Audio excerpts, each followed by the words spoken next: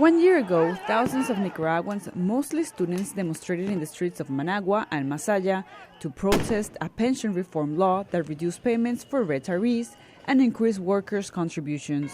The protests continued for days, and violent clashes with police left more than 300 people dead, according to the Inter-American Commission on Human Rights.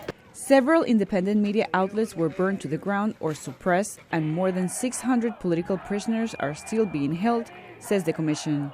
Washington has called on the Nicaraguan government to move up elections as a way out of the crisis, but President Ortega has said that he will serve out his term, which ends in 2021, leading the U.S. to impose sanctions.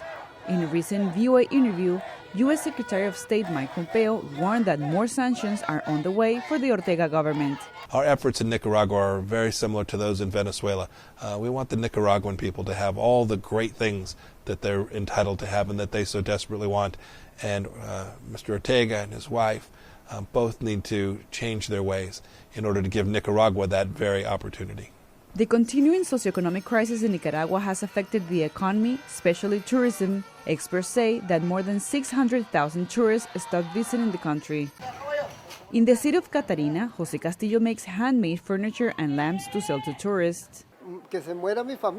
Closing this business means that my family will die. They depend on it. If this business closes, we are doomed.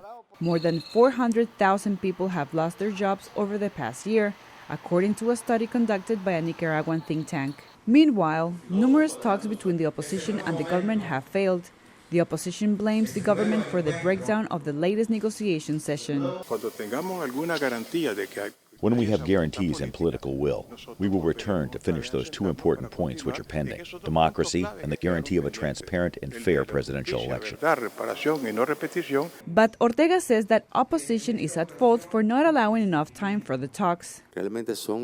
We have to take into consideration external factors that always have an influence in these types of negotiations. For now, there appears to be no end to Nicaragua's crisis. Meanwhile, some observers describe Nicaragua as a police state, where anyone taking part in the protest can be jailed. Cristina Caicedo Smit, VOA News, Washington.